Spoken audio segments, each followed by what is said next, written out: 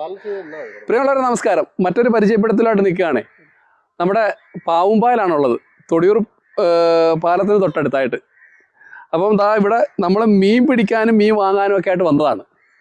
ഇത് നമ്മുടെ ഒരു ചേട്ടൻ നടത്തുന്ന 50 സെൻറ്റ് കുളത്തിലാണ് ഈ മീൻ കൃഷി ചെയ്തിരിക്കുന്നത്. ഒപ്പം ഒരുപാട് മറ്റ് കൃഷികളൊക്കെ ഉണ്ട്. ഒരുപാടെന്ന് പറയുമ്പം പച്ചക്കറി കൃഷിയൊക്കെ ഉണ്ട്. അതുപോലെ അതൊന്നിപ്പോൾ നമ്മൾ കാണിക്കുന്ന പ്രാധാന്യം നമുക്ക് മീനാണ്.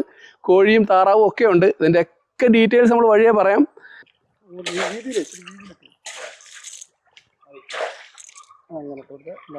അപ്പോൾ നമ്മുടെ കേരള സർക്കാർ ജനകീയ മത്സ്യകൃഷി 2023-24 തിലോപ്പിയ മത്സ്യകൃഷിയുടെ ചർച്ചയിലാണ് നമ്മൾ നിൽക്കുന്നത്.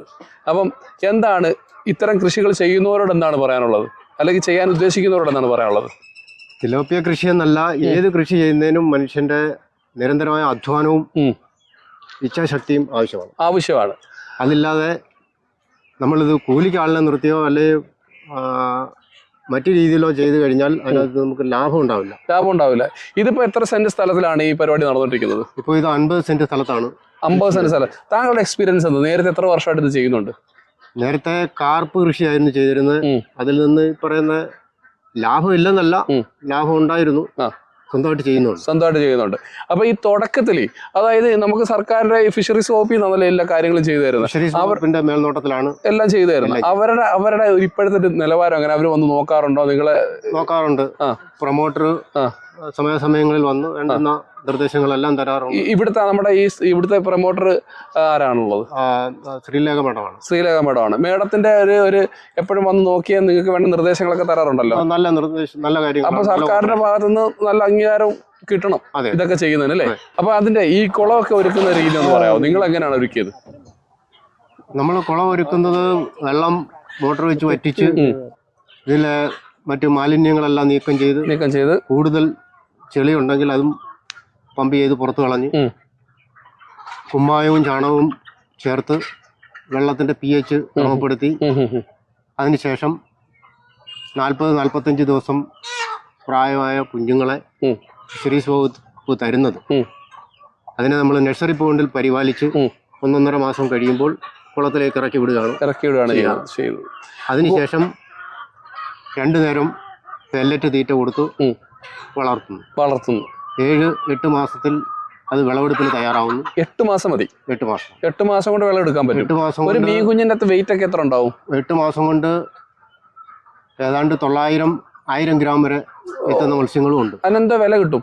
അതിന് ഇപ്പോൾ നമ്മൾ 250 രൂപയ്ക്കാണ് കിലോയ്ക്ക് കൊടുക്കുന്നത്, വിറ്റുകൊണ്ടിരിക്കുന്നത്. അത് നിങ്ങൾ മാർക്കറ്റ് കണ്ടെത്തുന്നത് ഇവിടെ തന്നെ വന്ന ആളുകൾ വാങ്ങിക്കാവുന്ന പുറത്തു കൊണ്ട് കൊടുക്കും? നമ്മൾ പ്രാദേശികമായിട്ട് പരസ്യം കൊടുത്ത് ആൾക്കാർ വന്ന് വാങ്ങിക്കും. അപ്പൊ ഈ 50 സെന്റിനകത്തൊക്കെ എന്ന് പറയുമ്പോൾ എത്ര കിലോ മത്സ്യം കാണുമായിരിക്കും? ഉദ്ദേശം എത്ര മത്സ്യത്തിന് നിങ്ങൾ ഇറക്കിയിട്ടുണ്ട്? എത്ര കുഞ്ഞുങ്ങളെ? നമുക്ക് കഴിഞ്ഞ തവണ 4200 മത്സ്യക്കുഞ്ഞുങ്ങളെയാണ് കിട്ടിയത്. അതിന്റെ വിളവെടുപ്പ് കുറെ കഴിഞ്ഞു. ഇപ്പോൾ വീണ്ടും നടന്നുകൊണ്ടിരിക്കുന്നുണ്ട്.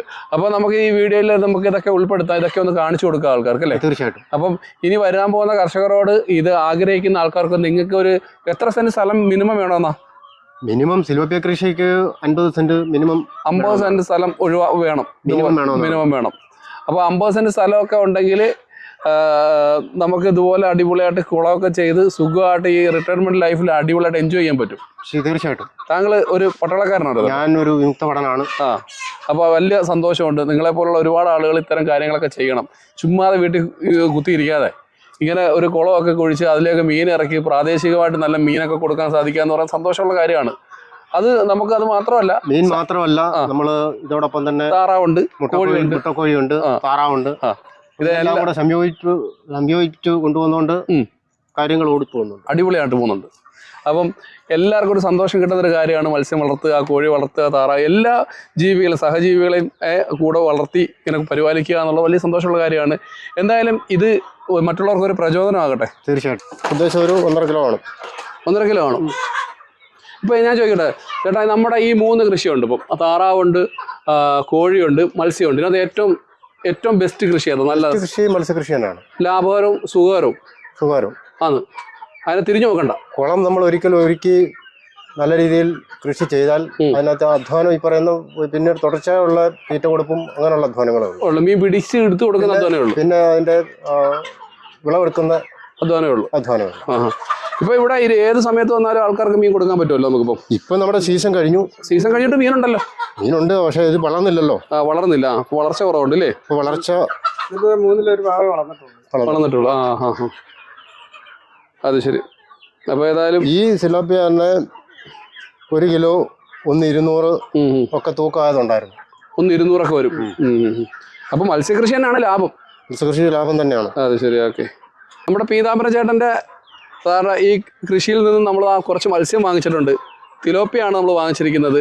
ഇതുപോലെ ആർക്ക് വന്നാലും ഇവിടെ എപ്പോഴും മീൻ റെഡിയാണേ. അപ്പോൾ ചേട്ടാ, നമ്മുടെ അഡ്രസ്സും കാര്യങ്ങളൊക്കെ ഒന്ന് പറഞ്ഞിട്ടുണ്ട്, ഒന്നുകൂടെ വേണേൽ പറഞ്ഞു. നമ്മൾ നിൽക്കുന്ന സ്ഥലം പാവുമ്പ തൊടിയൂർ പാലത്തിന് തൊട്ടടുത്ത് നമ്പർ എഴുതി കാണിക്കുന്നുണ്ട്. ആ നമ്പറിൽ വിളിച്ചാൽ മതി. കൂടുതൽ ചോദിച്ച് ബുദ്ധിമുട്ടിപ്പിക്കുന്നില്ല. അപ്പം വീഡിയോ നമ്മൾ വൈൻഡപ്പ് ചെയ്യാണ്. എല്ലാവർക്കും കണ്ടിരുന്ന എല്ലാവർക്കും നന്ദി, നമസ്കാരം.